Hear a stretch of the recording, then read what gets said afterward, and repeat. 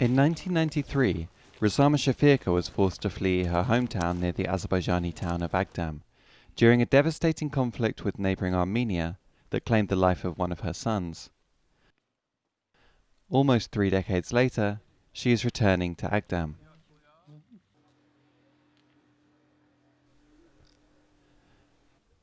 Agdam was once a bustling market town of nearly 40,000 people, but only the mosque remained standing.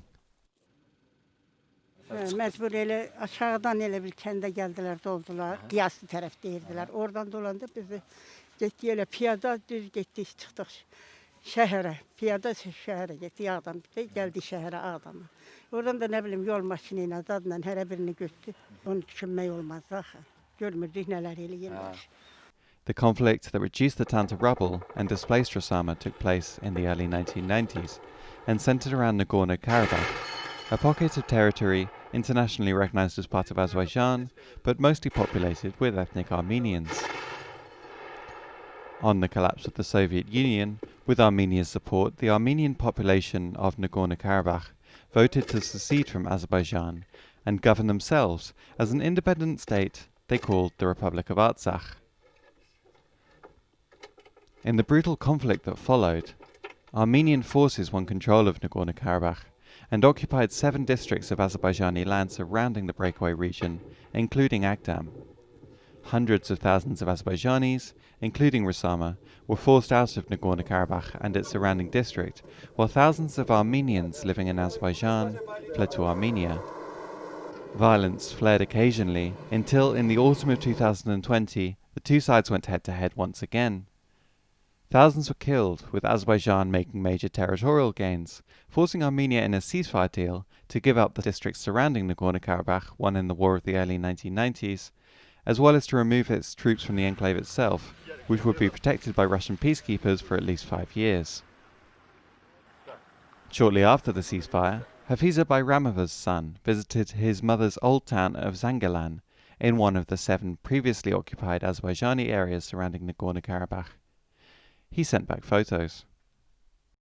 After the release of the country, my son went there and he took his picture, this picture there. These are the pictures of Zangilan, our district, that my son took it. Every day I wanted. For about 27 years, every day I thought about it. I wanted to go, to return our home. Hafiza, like Azerbaijan's government and the majority of its people, adamantly rejects the self-proclaimed independence of Nagorno-Karabakh's Armenian population. The period before the collapse of the Soviet Union, when the two communities lived together, is a distant memory. Of course, there is anger because we had 2 private houses in the district when we lived in Zangilan, but they were destroyed. As far as Azerbaijan's politicians are concerned, this conflict is now over, and once the time period for Russian peacekeepers expires, Baku will naturally reassert its authority. We do believe that the Nagorno-Karabakh issue has been solved, and we are looking forward not to use any longer as a metaphor of conflict to Nagorno-Karabakh. No peacekeeping mission is eternal or permanent, and every peacekeeping mission is within a concrete period of time. However, despite the optimism shown in Baku, the future of Nagorno-Karabakh is far from clear. While 100,000 ethnic Armenians are estimated to have fled the fighting, they are now returning to a region once again scarred by conflict. They are protected by Russian peacekeepers and by the enclave's homegrown ethnic Armenian defense force, whose future status was left ambiguous in the ceasefire deal. Lilit Sharverdian, an 18-year-old university student, returned to Stepanakert, the capital of Armenian-held Nagorno-Karabakh, shortly after the ceasefire.